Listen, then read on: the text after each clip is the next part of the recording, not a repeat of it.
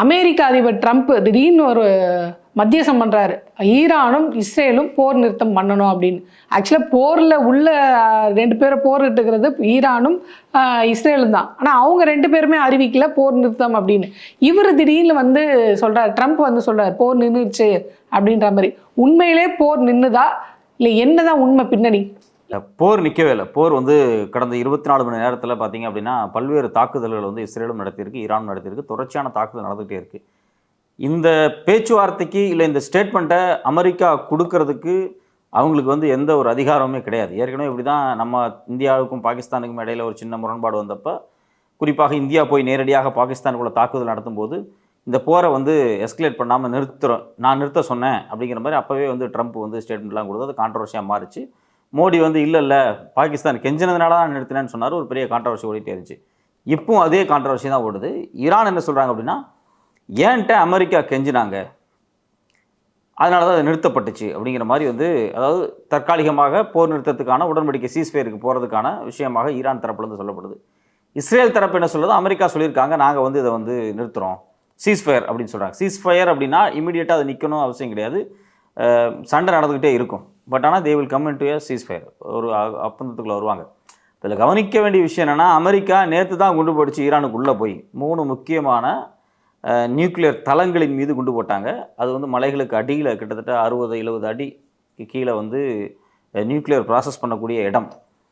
அந்த இடத்துல வந்து 3 இடங்களில் முக்கியமான 3 இடங்களில் போய் அமெரிக்கா குண்டு போட்டுச்சு. அமெரிக்காவினுடைய அந்த பங்கரை வந்து டிஸ்ட்ராய் பண்ணி உள்ளே போய் ஒரு கிட்டத்தட்ட ஒரு 30,000 கிலோவுக்கு மேலே வெடிமருந்துகளை எப்படி கொண்டு போய் போட்டு டம்ப் பண்ணி உள்ளே போய் வெடிக்கிற மாதிரி. பட் அது ஃபெயிலியர் அப்படிங்கிறாங்க. அது வந்து ஃபெயிலியர். அந்த இடத்துல நியூக்ளியர் செறிவூட்டும் தன்மை, அதாவது அணு ஆயுதங்கள் தயாரிக்கிறதுக்கு மட்டும் கிடையாது, யுரேனியத்தை செறிவூட்டும் போது அது ஒரு 3% மேலே செறிவூட்டப்படும் போது அங்கே வந்து அணு ஆயுதங்கள் தயாரிக்கிறதுக்கான வாய்ப்பு இருக்குது. இந்த அணு ஆயுதம் தயாரிக்க வாய்ப்பு இருக்குது, அணு ஆயுதம் தயாரிக்க வாய்ப்பு இருக்குது. அணு ஆயுதம் வச்சுருக்கிறாங்க, 15 நாளில் அணு ஆயுதம் தயாரிச்சிருவாங்க. இந்த ஸ்டேட்மெண்ட்டை தொடர்ச்சியாக வந்து யார் சொல்லிட்டே இருப்பாங்கன்னா, இஸ்ரேலுடைய பிரதமர் நெத்தன்யாஹூ வந்து கடந்த 1999-2000 தினமும் சொல்லிக்கிட்டே இருப்பார். தினம்னா எப்பெல்லாம் ஒரு டென்ஷன் எஸ்கலேஷன் ஆகுதோ ஈரான் வந்து அணு ஆயுதம் தயாரிக்குது அப்படின்னு சொல்லி ஒரு மிரட்டலை வந்து உருவாக்கிட்டே இருப்பார். இப்போ பார்த்தீங்கன்னா ஒரு வாரத்துக்கு முன்னாடி நெத்தன்யாஹூ சொன்னார், இன்னும் 15 நாளுக்குள்ளே ஈரான் வந்து அணு ஆயுதத்தை தயாரிச்சிருவாங்க, அவங்களால முடியும் அப்படிங்கிறாங்க. ஸோ அதுக்கு என்ன ஸ்டேட்மெண்ட் அப்படின்னா, யாராவது தாக்குங்க, அதை யாராவது அமெரிக்கா வந்து தாக்க சொல்கிறது தான் அவருடைய நோக்கமாக இருந்துச்சு. அதே வகையில் அமெரிக்கா வந்து அந்த 3 சைட்டையுமே வந்து தாக்கி உடைச்சிருக்காங்க. இப்போ அங்கே வந்து யுரேனியம் செறிவூட்டப்பட்டு அணு ஆயுதத்துக்கான தயார் வேலைகள் நடந்துச்சா அப்படின்னா யாருக்குமே தெரியாது இது வரைக்கும். ஈரான் ஒரு ஆதாரமற்ற தகவலை வச்சுட்டு இவங்க போய் தாக்குறாங்க. காலங்காலமாக ஈரானின் மீது இருக்கக்கூடிய மிகப்பெரிய குற்றச்சாட்டாக இவங்க தொடர்ச்சியாக சொல்கிறது, அவங்க அணு ஆயுதம் தயாரிக்கிறாங்க, அவங்க அணு ஆயுதத்தை வந்து யுரேனியத்தை செறிவூட்டுறாங்க. இதனால் ஈரான் என்ன பண்ணுச்சு அப்படின்னா, இன்டர்நேஷ்னல் அட்டாமிக் எனர்ஜி ஏஜென்சியை வந்து இன்ஸ்பெக்ட் பண்ணுறதுக்கு அலோவ் பண்ணாங்க. தன்னுடைய சொந்த நாட்டில் வேறு யாரும் செய்ய மாட்டாங்க. இறையாண்மை உள்ள ஒரு தனித்த நாடு, எங்கள்கிட்ட அணு ஆயுதம் கிடையாது, நாங்கள் யுரேனியத்தை சிவில் பயன்பாட்டுக்கு தான் பயன்படுத்துகிறோம். யுரேனியத்தை வந்து ஒன்று வந்து பார்த்திங்க அப்படின்னா கரண்ட் தயாரிக்கிறதுக்கு பயன்படுத்தலாம், அதை செறிவூட்டி நியூக்ளியர் பண்ணி, இல்லை மருந்து தயாரிக்கிறதுக்கும் பண்ணலாம். மிக மோசமான சில நோய்களுக்கு வந்து யுரேனியம் செறிவூட்டுதலேருந்து சில நோய்களுக்கான மருந்து தயாரிக்கலாம். 3வது அணுகுண்டு தயாரிக்கிறது. நாங்கள் அதுக்கு தயாரிக்கலை, ஏன்னா யுரேனியம் செறிவூட்டுத்தன்மை 3% மேலே போச்சு அப்படின்னா வேறு பயன்பாட்டுக்கு அப்படிம்பாங்க. கிட்டத்தட்ட இவங்க 90% வரைக்கும் பண்ணிட்டாங்க அப்படின்னு தான் இஸ்ரேல் வந்து தொடர்ச்சியாக ஒரு பொய்யை பேசிக்கிட்டே இருந்தாங்க. எப்பப்போ ஒரு டென்ஷன் எஸ்கலேட் ஆகுதோ அப்போல்லாம் வந்து நெத்தன்யாஹூ அதை பேசிக்கிட்டே இருப்பார். இல்லை அவங்க வந்து ஈரான் வந்து நியூக்ளியர் பாம்பு தயாரிக்கிறாங்க, அவங்க தயாரித்தாங்கன்னா உலகத்துக்கே மிக ஆபத்து. அமெரிக்கா வச்சுருந்தா ஆபத்து இல்லை, பாகிஸ்தானில் கூட நியூக்ளியர் பாகிஸ்தான் வச்சிருந்தா ஆபத்து இல்லை, இந்தியா வச்சுருந்தா ஆபத்து இல்லை, ஃப்ரான்ஸ் வச்சுருந்தா ஆபத்து இல்லை, குறிப்பாக சைனாவோ இல்லை வந்து ரஷ்யா வச்சுருந்தா ஆபத்து இல்லை. ஆனால் ஈரான் வச்சுருந்தா மட்டும் அது ஆபத்து அப்படிங்கிறது வந்து தொடர்ச்சியாக திரும்ப பேசப்பட்டுச்சு. இதில் ஒரு பேசிக்கான விஷயம் என்ன அப்படின்னா, இப்போ உலகம் முழுக்க பார்த்திங்க அப்படின்னா NPT அப்படின்னு ஒரு ட்ரீட்டி இருக்குது, அதாவது நான் ப்ரொலிஃபரேஷன் ட்ரீட்டி அப்படிம்பாங்க. முழுக்க அணு ஆயுதங்களை இதுக்கு மேலே யாரும் அணுகுண்டு தயாரிக்கிறதுக்கு பயன்படுத்தக்கூடாது, என்ரிச் பண்ணக்கூடாது யுரேனியத்தை அப்படிங்கிறது தான் வந்து அந்த ட்ரீட்டினுடைய ஒரு முக்கியமான ஒரு விஷயம் இருக்குது. அது இப்போ இல்லை, அப்பயே போடப்பட்டுருச்சு. அந்த உடன்படிக்கை வந்து அந்த ஐநாவால் கொண்டு வரப்பட்ட ஒரு முக்கியமான ஒரு உடன்படிக்கை. இந்த உடன்படிக்கைக்கு பிறகு வேறு யாரும் ஏற்கனவே வச்சிருக்கக்கூடிய நாடுகள் இந்தியா, பாகிஸ்தான், ரஷ்யா, அந்த உடன்படிக்கைக்கு முன்னாடி வச்சிருந்தாங்க, அப்படியே வச்சிருக்கலாம், புதுசா யாரும் நீங்க தயாரிக்க கூடாது அப்படிங்கிறது வந்து அந்த உடன்படிக்கையினுடைய ஒரு மையமாக இருக்குது. அதனால் அதை மையமாக வச்சு தான் அவங்க தொடர்ச்சியாக பேசுகிறாங்க. ஈரான் வந்து அணுகுண்டு தயாரிச்சிரும், அதனால தான் நாங்கள் வந்து டார்கெட் பண்ணுறோம் அப்படின்னாங்க. அதை பேஸாக வச்சு நெத்தன்யாஹு சொன்ன ஸ்டேட்மெண்ட்டின் அடிப்படையில் கடந்த 24 மணி நேரத்துக்கு முன்னாடி அமெரிக்கா ஈரான்கிற ஒரு சாவரன்ட்டி உள்ள இறையாண்மையில ஒரு தனி தேசத்துக்குள்ளே பூந்து இவங்க வந்து மிகப்பெரிய அட்டாக் நடத்துனாங்க. இது உலகம் முழுக்க மிகப்பெரிய எதிர்ப்பலைகளை கிளப்பியிருக்கு. குறிப்பாக ரஷ்யாவினுடைய ஸ்டேட்மெண்ட்டை ரொம்ப கவனிக்கணும். ரஷ்யா என்ன சொல்லியிருக்காங்க அப்படின்னா, எந்த நாடு வேணுமானாலும் ஈரானுக்கு நியூக்ளியர் வெப்பனை கொடுக்கறதுக்கு தயாராக இருக்காங்க அப்படிங்கிற ஸ்டேட்மெண்ட்டை கொடுத்தாங்க. அதாவது அவங்க தான் தயாரிக்கூடாது அணு ஆயுதத்தை, இப்போ எங்ககிட்ட இருக்கு நாங்கள் தந்து உதவலாம் இல்லையா அப்படின்ற ஸ்ட்ராட்டஜிக்கு ரஷ்யா போகுது. அவங்க என்ன சொல்றாங்கன்னா, நாங்கள் எந்த வகையிலும் ஈரானுக்கு உதவுவதற்கு தயாராக இருக்கிறோம், அது ஆயுதமாக இருந்தாலும் சரி பேச்சுவார்த்தையாக இருந்தாலும் சரி எல்லா வகையிலும் நாங்கள் ஈரானுக்கு சப்போர்ட் பண்ணுறோம் அப்படின்ற மாதிரி ரொம்ப ஒரு ஓப்பன் ஸ்டேட்மெண்ட் வந்து அவர் கொடுத்துருக்காரு. ரெண்டாவது, ஈரானுடைய தூதரகர் போய் அங்கே போய் சந்தித்த பிறகுதான் ஒரு முக்கிய முடிவு எடுக்கப்பட்ட பிறகு, அதாவது அவர் ஈரானுக்கு திரும்பின பிறகுதான் வெளியுறவுத்துறை அமைச்சர் மாதிரி அவர் போய் மீட் பண்றாரு இல்லையா. முக்கியமான கடிதத்தை வந்து ஈரானினுடைய உச்சபட்சமான தலைவர் சுப்ரீம் கமாண்டர் கொமேனி கொடுத்துட்டு இருக்காரு. அந்த கடிதத்தை நேரடியாக ரஷ்ய ஜனாதிபதி கையில் கொடுக்கப்பட்டுச்சு. ரஷ்ய ஜனாதிபதி கையில் கொடுக்கப்பட்ட அந்த கடிதத்தை படித்து பார்த்ததுக்கு பிறகு சில முக்கியமான முடிவுகள் எடுக்கப்பட்டிருக்கு அப்படிங்கிறாங்க. அந்த கடிதத்துக்கு போக்குவரத்துக்கு பிறகு நீங்க சொல்ற மாதிரி வெளிப்படையாகவே ரஷ்யாவினுடைய ஜனாதிபதி, அதாவது துணை ஜனாதிபதி திமித்ரி மித்தாதேவ் ஸ்டேட்மெண்ட் கொடுத்துருக்காரு. துணை ஜனாதிபதியாக இருந்தாலும் சரி யாராக இருந்தாலும் அஃபீஷியல் ஸ்டேட்மெண்ட் அது, அதுவும் அந்த நாட்டு தலைவருடைய ஸ்டேட்மெண்ட் தான், விளாடிமிர் புட்டினோட ஸ்டேட்மெண்ட் தான். ஸோ அப்போ நீங்கள் சொன்ன மாதிரி அதே மாதிரி இவங்க தயாரிக்கீங்களா ரெண்டாவது விஷயம். நியூக்ளியர் வெப்பன் வச்சிருக்கக்கூடிய நாடு தரும் அப்படின்னா, நியூக்ளியர் வெப்பன் வச்சிருக்கக்கூடிய நாடு யார் தரப்போறாங்க அப்படின்னா ஒரே ஒரு நாடு ரஷ்யா தான் தரப்போகுது. பாகிஸ்தானும் இப்போ ஈரானுக்கு சப்போர்ட்டா இருக்குன்ற ஒரு தகவலும் வருது. ஏன்னா பாகிஸ்தான் கிட்டேயும் இப்போ இருக்கு அணு ஆயுதம். ஸோ அவங்களும் வந்து சப்போர்ட்டுக்கு வராங்க, ஈரானுக்கு குரல் கொடுக்குறாங்க அப்படின்னு ஒரு தகவல் சொல்லப்படுது. நியூக்ளியர் தளங்களை தகர்த்ததுக்கு பிறகுதான் நேரடியாக கத்தாரில் இருக்கக்கூடிய மிகப்பெரிய ஏர்பேஸ், அமெரிக்காவினுடைய ஏர்பேஸை ஈரான் போய் அடித்து நேற்று நொறுக்குனாங்க. கிட்டத்தட்ட பார்த்தீங்கன்னா அரபு நாடுகளில் 15 நாடுகளுக்குள்ள இவங்களுடைய பேஸ் இருக்கு. ஆமாம், கிட்டத்தட்ட 40,000க்கும் அதிகமான அமெரிக்க சீல், அதான் நேவல் ஃபோர்ஸ் வந்து அங்கே நின்றுருப்பாங்க, நேவிஸ் அங்கே வந்து நிற்பாங்க, அதை வந்து சீல்னு சொல்லுவாங்க. ஸோ இந்த ஃபோர்ஸ் அங்கே இருக்கு. அவங்களுடைய முக்கியமான மிகப்பெரிய ராணுவ தளவாடம், ஒட்டுமொத்த மிடில் ஈஸ்டையும் வந்து கண்ட்ரோல் பண்ணக்கூடிய ராணுவ தளவாடம் குறிப்பாக நேவல் பேஸ், அந்த நேவல் பேஸை அடிச்சு உடைச்சு நொறுக்கியிருக்காங்க. இதை செஞ்சது ஈரான். ஈரான் வந்து இதை செய்யும்னு ஒருபோதும் யார் எதிர்பார்க்கல அப்படின்னா அமெரிக்கா எதிர்பார்க்கல, ட்ரம்ப் எதிர்பார்க்கல. அதாவது நீங்க சொல்றதை வச்சு இல்லை இப்போ பொதுவாக ஒரு என்ன கருத்து அப்படி போயிட்டு இருக்குன்னா, ட்ரம்ப் இவ்வளோ நாள் எல்லாரையும் மிரட்டி பார்த்தார், நான் தான் இந்த உலகத்துக்கே ஒரு கட்ட பஞ்சாயத்து தலைவர் அப்படின்ற மாதிரி. அதுக்கு வந்து மோடி அவர்கள் வேணா பயப்படலாம், ஈரானோட அதிபர் பயப்பட மாட்டாரு. ஏன்னா அவங்க ரொம்ப தெளிவாக சொல்லிட்டாங்க, போர் இல்லை, போர் நிறுத்துறோன்னு நாங்கள் அறிவிக்கணும், நீங்களாம் அறிவிக்கக்கூடாது. எங்கள் நாட்டு மேலே இந்த மாதிரி தாக்குதல் நடத்திருக்கு, அதுக்கு பதில் தாக்குதல் நான் பண்ணிட்டு இருக்கேன். ஆக இது வந்து ட்ரம்ப் அறிவிக்கிறதுக்காகலாம் நாங்கள் நிறுத்த முடியாதுன்றாங்க. ரெண்டாவது, இஸ்ரேல் என்ன சொல்லியிருக்கு அப்படின்னா, நாங்கள் வந்து போர் நிறுத்த, அதாவது பேச்சுவார்த்தைக்கு தயாராக இருக்கிறோம், ஆனால் அதுக்காக நாங்கள் நிறுத்தி இருக்க மாட்டோம் அப்படின்னு சொல்லி இவங்களும் நிறுத்தலை, அவங்களும் நிறுத்தலை. ஆனால் ட்ரம்ப் மட்டும் ஏன் அந்த மாதிரி ஒரு வார்த்தையை விடுறாரு? இல்லை, இஸ்ரேல் வந்து ரொம்ப வரவேற்றாங்க. அதாவது எப்போனா அமெரிக்கா வந்து அவங்களுடைய நியூக்ளியர் தளங்களை, ஈரானுடைய நியூக்ளியர் தளங்களை அழுத்தும் போது இஸ்ரேலுடைய அதிபர் பிரதமர் நெத்தன்யாஹு வந்து வெளிப்படையாக வெல்கம் சொல்லி பேட்டியெல்லாம் கொடுத்தாங்க. இதில் கவனிக்க வேண்டிய விஷயம் என்ன அப்படின்னா, ஏன் வந்து அமெரிக்கா அதிபர் ட்ரம்ப்புக்கு இந்த சிக்கல் வருது அப்படின்னா, உலக நாடுகளில் மிகப்பெரிய எதிர்ப்பு. ஒரு பக்கம் பார்த்தீங்க அப்படின்னா அமெரிக்காவும் சைனாவும் ஒரே லைனில் நிற்கிறாங்க இந்த விஷயத்தில். மரியாதை ஒரு பேச்சுவார்த்தைக்கு வாங்க அப்படின்னு சைனா சொல்லுது. அது வந்து which extends to Japan, south Korea வரைக்கும் போகுது. இன்னொரு பக்கம் பார்த்தீங்கன்னா மொத்த அரபு நாடுகளும், எல்லா அரபு நாடுகளும் இந்த யுத்தத்தை நிறுத்தணும் அப்படிங்கிறாங்க. கத்தார் மேல தாக்குதல் நடத்தினதுக்காக ஈரான் மீது சில கண்டனங்களை சொல்றாங்களே தவிர, ஆனா அவங்க மீது எதிர் தாக்குதல் பண்ண வேண்டாம் அப்படின்னு கத்தாரும் சொல்றாங்க. எல்லா நாடுகளும் பாத்தீங்க அப்படின்னா, குறிப்பா இது மட்டும் இல்லாம சவுதி, கத்தாரு, ஓமன், ஈராக்கு எல்லாமே, யுஏஇ, ஏமன் எல்லாம் பண்றாங்க. Middle East countries mostly. இது இல்லாம ஐரோப்பிய நாடுகளான யூகேவா இருக்கட்டும், France, Germany, Italy, EU, European Union எல்லாரும் ஒரே ஸ்டேட்மெண்ட். இது இல்லாம ரொம்ப கவனிக்கப்பட வேண்டிய விஷயம் என்ன அப்படின்னா, ஹமாஸ், ஹிஸ்புல்லா, ஹவுத்தீஸ் இந்த 3 இராணுவ அமைப்புகளும் போராட்ட குழுக்களும் இவங்களை வந்து தீவிரவாதிகள் அப்படின்னு சொல்லி வெஸ்ட்டு சொல்லும். பட் ஆனால் இப்போ பாலஸ்தீனுக்காக போராடிட்டு இருக்கிறாங்க ஹமாஸ். ஹவுத்தீஸ் வந்து ஏமனில் இருக்கக்கூடிய மிக முக்கியமான ஒரு படை, இராணுவ படை. அதே மாதிரி லெபனானில் இருக்கக்கூடிய ஹிஸ்புல்லா. முக்கியமான விஷயம் என்னென்னா, இந்த 3 பெரும் படைகளுக்கும் ஆயுதங்களையும் அதே சமயத்தில் நிதி உதவியும் பண்ணக்கூடியது ஈரான். அதில் எந்த மாற்று கருத்துமே கிடையாது. ஈரானுடைய சப்போர்ட்டில் தான் அவங்க எக்ஸிஸ்டே ஆகிறாங்க. இன்றைக்கி பாலஸ்தீன் போராட்டம் இப்போ என்ன அடிப்படையில் ஈரானுக்கும் இஸ்ரேலுக்கும் என்ன பிரச்சனை? இது வந்து பிரச்சனை வந்து இஸ்ரேலுக்கும் பாலஸ்தீனுக்கும் தான். ஆமா, பாலஸ்தீனத்துக்கு ஆதரவா அவங்க வந்து ஈரான் முதல்ல சொல்றாங்க, நீங்க வந்து இந்த தொடர்ந்து பாலஸ்தீனர்கள் மேல நீங்க இந்த மாதிரி தாக்குதல் பண்ணக்கூடாதுன்னு இஸ்ரேலுக்கு அவங்க கண்டிக்கிறாங்க. இதுக்கு முன்னாடியே இஸ்ரேல் பல முறை ஈரானை வெளிப்படையாக தாக்கியிருக்கு. இப்போ டெமாஸ்கஸ்னுடைய ஒரு ஆண்டு நினைக்கிறேன், டெமாஸ்கஸ்னுடைய ஈரானோட எம்பசியை வந்து இஸ்ரேல் தாக்கி அழிச்சாங்க. இது மட்டும் இல்லாமல் இப்போ ஒரு ஆண்டுகளுக்கு முன்னாடி சுலைமானி அப்படிங்கக்கூடிய மிக முக்கியமான ஈரானினுடைய படை தளபதியை ட்ரோன் வச்சு அமெரிக்கா அந்த நாட்டுக்குள்ளேயே கொலை பண்ணுச்சு. அப்போவே இந்த எஸ்கலேஷன் வந்துச்சு. நேரடியாக ஈரானுக்கும் அமெரிக்காவுக்குமான மோதல் உருவாக போகுதா அப்படிங்கிறது கேள்வி கேட்டாங்க. ஆனால் அப்போ ஈரான் திருப்பியெல்லாம் அடிக்கலை, அமைதியாக இருந்துச்சு. அதே மாதிரி வந்து இஸ்ரேல் வந்து டமாஸ்கஸ் தாக்குதல் பண்ணப்பவும் அமைதியாக தான் இருந்தாங்க. பட் இப்போ வந்து வெளிப்படையாக வந்து யுத்தம் துவங்கினதுக்கு காரணம் முதல்ல ஹமாஸ் இந்த சண்டையை துவக்கி வைக்கிறாங்க. ஈரானை உள்ள இழுத்து கொண்டு வந்தது முழுக்க முழுக்க இஸ்ரேல் தான். அவங்க தான் முதல் தாக்குதல் நடத்துறாங்க. பாதுகாப்பு நடவடிக்கை அப்படின்னு சொல்லி அவங்க வந்து இஸ்ரேல் வந்து ஈரான் மேல தாக்குதல் நடத்தி இஸ்ரேல் இந்த சண்டைக்குள்ள இழுத்து விட்டாங்க. இஸ்ரேலுக்கும் ஈரானுக்குமான சண்டை முத்தும் போது அமெரிக்கா வந்து இஸ்ரேல் உள்ள இழுத்து விடுது திருப்பியும். ஸோ இந்த இன்னொரு பக்கம் பார்த்தீங்க அப்படின்னா இப்போ ஈரான் வந்து ரஷ்யா உள்ள கொண்டு வருது, ரஷ்யா சைனா உள்ள கொண்டு வரும்.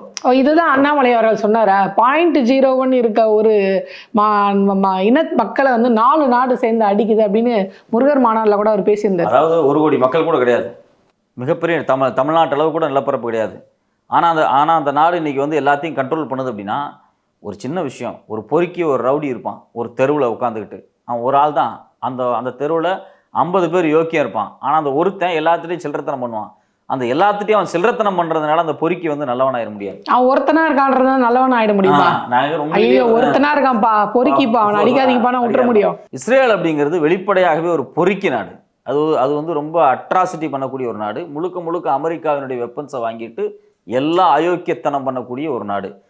ஹிட்லர் காலகட்டத்தில் யூதர்களை எப்படி ஹிட்லர் எந்த விதமான இரக்கமே இல்லாமல் கொலை செய்தானோ அந்த அளவுக்கு மிக மோசமாக அரபு மக்களையும் பாலஸ்தீன மக்களையும் கொலை பண்ணக்கூடிய ஒரு பொறுக்கி தான். சமீபமா அந்த குழந்தைங்க உணவு வாங்குறதுக்காக நின்று, பாலஸ்தீன குழந்தைகள் உணவுக்காக நின்றுட்டு இருந்த குழந்தைங்களை வந்து தாக்குதல் பண்ணி 100க்கும் மேற்பட்ட குழந்தைகள் வந்து இப்போ இறந்து போனாங்க. அது வந்து கொலை நடுகுது நம்மளுக்கு அதெல்லாம் பார்க்கும்போது. அடிப்படையில் வந்து இஸ்ரேலுக்கான தேசத்தை அங்க திட்டமிட்டு உருவாக்குனாங்க. அதை மகாத்மா காந்தி முதல் கொண்டு எதிர்த்தார். இந்தியாவினுடைய வெளியுறவு கொள்கையில காந்தியினுடைய தாக்கம் அதிகமாக இருந்துச்சு. நேரு இஸ்ரேலை ஆதரிக்கவில்லை, பாலஸ்தீனியத்தை ஆதரித்தார், யாசர் அரஃபத்தை ஆதரித்தார்கள். என்னைக்கு மோடி அரசாங்கம் வருகிறதோ அதுக்கு பிறகுதான் இவங்க வந்து மிகப்பெரிய மூவ் பண்றாங்க. யாரு கூட அப்படின்னா இஸ்ரேல் கூட. ஏன்னா அது வந்து ஒரு ஜியனிஸ்ட் மதவாத தீவிரவாத அரசு தான். இவங்க வந்து ஆர்எஸ்எஸ் இந்துத்துவாவை மையமாக வச்ச ஒரு பிளாட்ஃபார்ம் வச்சிருக்காங்க. ஜியனிசமும் ஹிந்துத்துவாவும் ஒன்றிணையக்கூடிய ஒரு இடமா இருக்கு. இதுக்கெல்லாம் மாமா வேலை பார்க்கக்கூடியவர் சுப்பிரமணிய சாமி வேற ஆட்கள். இவங்கெல்லாம் என்ன பண்ணுவாங்க அப்படின்னா இஸ்ரேலுக்கு ஆதரவாக இந்தியாவில் நிறைய கருத்தரங்கள்லாம் இவர் நடத்தியிருக்காரு. ஸோ அப்போ ஏதோ ஒரு வகையில் வந்து இந்தியா இப்போ வந்து இஸ்ரேலுக்கு ஆதரவாக இருக்குது. இங்கே சிக்கல் எங்கே வருது அப்படின்னா, இன்னைக்கு ஈரான் எடுத்துக்கூடிய முடிவு ஒன்று என்ன அப்படின்னா, என்பிடியிலிருந்து நாங்கள் வெளியே வந்துடும் அப்படிங்கிறாங்க. நான் ப்ளூரிஃபிகேஷன் ட்ரீட்டி. அது வெளியே வந்துட்டு நீ சொல்ற மாதிரி நானும் இதெல்லாம் தயாரிக்காம இருக்க வேண்டிய அவசியம் இல்லை, என் இஷ்டமா நான் தயாரிச்சுக்கலாம். ஆமாம், அந்த என்பிடியிலிருந்து வெளியே வர்றது அப்படிங்கிறது ஒரு பெரிய சிக்கலாக பார்க்கப்படுது. இன்னொரு விஷயம் என்ன அப்படின்னா, குறிப்பாக ஹொர்முஸ் கல்ஃபை வந்து நாங்கள் மூட போகிறோம் அப்படிங்கிறாங்க. ஹொர்முஸ் கல்ஃப் அப்படிங்கிறது யுஏஇக்கும் யெமனுக்கும் ஈரானுக்கும் இடையில் இருக்கக்கூடிய ஒரு 33 கிலோமீட்டர் கொண்ட ஒரு கடல் வழி வணிகம் நடக்கக்கூடிய ஒரு வளைகுடா. ஆபரேஷன் சிந்தூருக்கு சிந்து நதியை மூடுறாங்க. அது மாதிரி அவங்க பெரிய லெவலில் செய்கிறாங்க. இந்த இடத்துல அடிச்சிட்டாங்க, இந்த இடத்துல அவங்க க்ளோஸ் பண்ணுறாங்க அப்படின்னா, ஏற்கனவே ஈரான் ஈராக் யுத்தம் வந்தப்போ இது பேசப்பட்டுச்சு. கிட்டத்தட்ட 80களில் ஒரு 8 வருஷம் வார் வந்தப்போ பேசப்பட்டுச்சு. அதுக்கு முன்னாடி பிரச்சனைகளும் பேசப்பட்டுச்சு. இது நடக்கும்போது ஒட்டுமொத்தமாக வணிகத்தையே பாதிப்பு ஏற்படும். ஈரான் அவங்க சைட்ல இருந்து ஒரு டிமாண்ட் வைப்பாங்களா? ஒன்றும் இல்லை, இப்போ ஈரான்ல இருந்து எக்ஸ்போர்ட் ஆகக்கூடிய ஆயில்ஸ்ல 90% சைனாவுக்கு தான் போகுது.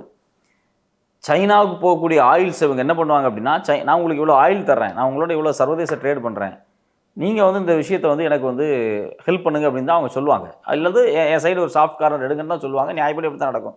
ரஷ்யாவும் அப்படி தான் பண்ணுவாங்க.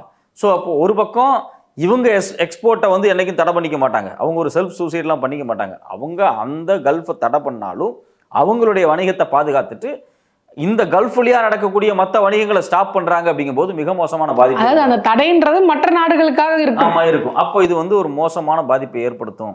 இது பொருளாதார ரீதியாக ஒரு மிக மோசமான ஒரு பாதிப்பை ஏற்படுத்தும் ஒரு பக்கம். இன்னொரு பக்கம் அமெரிக்கா வந்து இந்த கல்ஃபை மூடுறன்னு சொன்னப்போ வெளிப்படையாகவே அமெரிக்கா வந்து பல நாடுகள்கிட்ட பேசி தயவு செஞ்சு ஈரான் அப்படி செய்ய சொல்லாதீங்க அப்படின்னு வெளிப்படையான ரெக்கமெண்டேஷன்ஸை சார் அவங்களுடைய பரிந்துரைகளை முன் வச்சிருக்காங்க. அப்படி மூடக்கூடாது, மூணா சர்வதேச ட்ரேடில் பிரச்சனை வரும், ஏன்னா பொருளாதார சிக்கல்கள் வரும் அப்படிங்கிறாங்க. இதில் ஈரான் என்ன முடிவு எடுத்திருக்கேன்னா, நான் செல்ஃப் சூசைட் கூட பண்ண ரெடியாக இருக்கேன், என் வணிகமே மோசமாக போனாலும் பரவாயில்ல, நான் இந்த ரூட்லேருந்து எந்த வணிகத்தையும் நான் வந்து அலோவ் பண்ண மாட்டேன். கடல் மார்க்கமாக நடக்கக்கூடிய வேர்ல்டில் நடக்கக்கூடிய மொத்த ட்ரேடில் 1/3 அந்த 33 கிலோமீட்டர்கள் நடக்குது. ஒரு அந்த கல்ஃப் ஒரு ஃபார் எக்ஸாம்பிள் ஒரு 1000 கோடி ஒரு ஆண்டுக்கு வந்து அதில் வந்து அந்த கல்ஃப் வழியாக வணிகம் நடக்குது அப்படின்னா அதில் வந்து 20% வந்து ஒரு 200 கோடி அப்படிங்கிறது அது வழியாக போகுது அப்படிங்கிற நம்ம 1000 கோடின்னு வச்சுட்டோம்னா, ஸோ மொத்த வணிகத்தை கட்டுப்படுத்தக்கூடிய அந்த கல்ஃப் வழியாக போகக்கூடிய கப்பல்களை இவங்க தடை போட்டு நிறுத்துறாங்க அப்படின்னா அது இன்னும் மோசமான பாதிப்பு ஏற்படும். ஒன்று. ரெண்டாவது, NPT ஒப்பந்தங்கள்லேருந்து இவங்க வெளியே வர்றாங்க அப்படின்னா வெளிப்படையாக அணு ஆயுதங்களை தயாரிக்கிறது இடத்துல நகருவாங்க. ஒருத்தங்க NPTயை பிரேக் பண்ணிட்டாங்க அப்படின்னா இன்னும் பல நாடுகள் யுரேனியத்தை வந்து இவங்களுக்கு சப்போர்ட்டா இருக்கிற நாடுகள் எல்லாமே வெளியே வந்து அவங்களும் அதை தயாரிக்க ஆரம்பிச்சா இவங்களோட நிலைமை ரொம்ப மோசமாயிடுது. வந்து சரிவிட்டு பண்ணிட்டு தான் இருக்கிறாங்க. அவங்க எல்லாருமே அவங்களுக்கான அணு ஆயுதங்களை தயாரிக்கிறதுக்கு எந்த விதமான ஒரு ரெஸ்ட்ரிக்ஷனும் இல்லாமல் வெளியே வருவாங்க. ஸோ இது எல்லாத்தையும் மனசில் வச்சுட்டு தான் இந்த விஷயங்கள் நடக்குது. இது மட்டும் இல்லாமல் சர்வதேச லெவலில் இருக்கக்கூடிய பல நிறுவனங்கள், அதாவது கவுன்சில் ஃபார் இந்த நியூக்ளியர் என்ரிச்மெண்ட், அந்த கவுன்சில் எல்லாமே நிறைய இருக்குது. அதாவது உலக லெவலில் இருக்கக்கூடிய அணு ஆயுதங்களுடைய வளர்ச்சியை தடுக்கிறதுக்காக அணு ஆயுதங்கள் பயன்படுத்தக்கூடாது அப்படிங்கிறத வந்து ஒரு பெரிய சோஷியல் கேம்பெயினாக பண்ணக்கூடிய பல தொண்டு நிறுவனங்கள், சர்வதேச லெவலில் இருக்கக்கூடிய NGOஸே வந்து இது கடுமையான எதிர்ப்பு தெரிவிக்கிறாங்க. ஹியூமன் ரைட்ஸ் நிறுவனங்கள் எதிர்ப்பு தெரிவிக்கிறாங்க, ஐநா சபை எதிர்ப்பு தெரிவிக்கிறாங்க. இது மாதிரி பல நிறுவனங்கள். ஏன்னா ரெண்டாவது, இதில் 2 விஷயத்தில் வந்து அமெரிக்காவுக்கு ஒரு பெரிய சிக்கல். ஒன்று வந்து அவங்க நேரடியாக ஈரானுக்குள்ளே போய் தாக்குனது, அதுவும் அணு ஆயுதத்தை செறிவூட்டக்கூடிய லைவில் இருக்கக்கூடிய உயிரோட்டத்தில் இருக்கக்கூடிய ஒரு இடங்களை நீங்கள் அடித்து நொறுக்கி அதை சாம்பலாக்கியது அப்படிங்கிறது வந்து UN சார்ட்டரின்படி குற்றம்.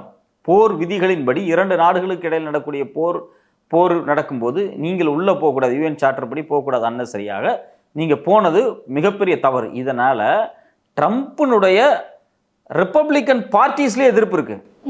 இப்போ ஒபாமா ஈரான் மேலே பார்த்தீங்கன்னா பொருளாதார தடை போட்டிருந்தாங்க. ஒபாமா வந்தப்போ அந்த தடையை நீக்கினார்.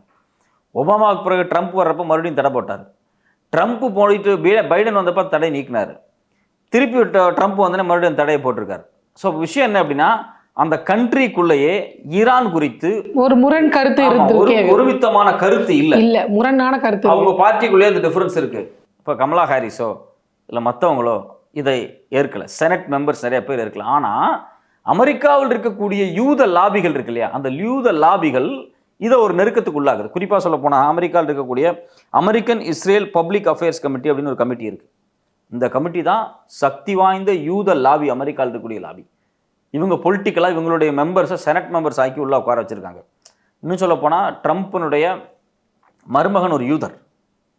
ஸோ அப்போ ஏதோ ஒரு வகையில் பர்சனலாகவே அவர் யூதர்களோட ரொம்ப ஜெயனிசத்தோட ப்ரோ ஜெயனிஸ்ட்டு ரொம்ப நெருக்கமாக இருக்கிறாரு. இந்த பிரச்சனை தொடர்ச்சியாக போயிட்டே இருக்குது. இந்த American Israel public affairs committee வந்து அமெரிக்காவில் உட்காந்துக்கிட்டு ஒரு பெரிய லாபியை பண்ணிகிட்ருக்கு. ஈரான் மேலே நடத்தப்பட்ட அந்த அந்த பங்கர் தாக்குதல் இருக்கு இல்லையா, அந்த தாக்குதலை வரவேற்று ஸ்டேட்மெண்ட் விட்ட ஒரு தனிப்பட்ட அமைப்பு இந்த அமைப்பு. அதே சமயத்தில் அமெரிக்காவில் பார்த்தீங்க அப்படின்னா council on American Islamic relations அப்படிங்கிற அமைப்பும் இருக்கிறாங்க. அது வந்து சர்வதேசத்தில் இருக்கக்கூடிய இஸ்லாமிய நாடுகளுக்கும் அமெரிக்காவுக்கும் உள்ள நன்னடத்தை குறித்தான பேச்சுவார்த்தை நடத்தக்கூடிய அமைப்புகள். அது மட்டும் இல்லாமல் திங்க் டேங்காக செயல்படுவாங்க, பொலிட்டிக்கல் லாபியிஸ்டாக செயல்படுவாங்க. ஸோ இப்போ இவங்க எல்லாருமே வந்து எதிர்க்காங்க. இது இல்லாமல் இன்டர்நேஷனல் கேம்பிட்டோ அபாலிஷ் நியூக்ளியர், ஸோ இவங்களும் எதிர்க்கிறாங்க. சர்வதேச லெவலில் நியூக்ளியர் என்ரிச்மெண்ட்டை அபாலிஷ் பண்ணக்கூடிய ஒரு குழுவும் எதிர்க்கிறாங்க. ஸோ அப்போது யூதர்கள் அமெரிக்காவில் உட்கார்ந்து கொண்டு, யூத லாபிக்கள் உட்கார்ந்து கொண்டு இந்த வாரை தொடர்ச்சியாக நடத்த வேண்டும் என்கின்ற முடிவில் இருக்கிறார்கள். ஆனால் அமெரிக்காவினுடைய டெமோக்ராட்டிக் ரிப்பப்ளிக் பார்ட்டிஸோ இதில் பல்வேறு முரண்பாடான கருத்துக்கள் இருப்பதால் ட்ரம்ப்புக்கு உள்நாட்டிலேயே பல சிக்கல்கள் இதில் இருக்கிறது.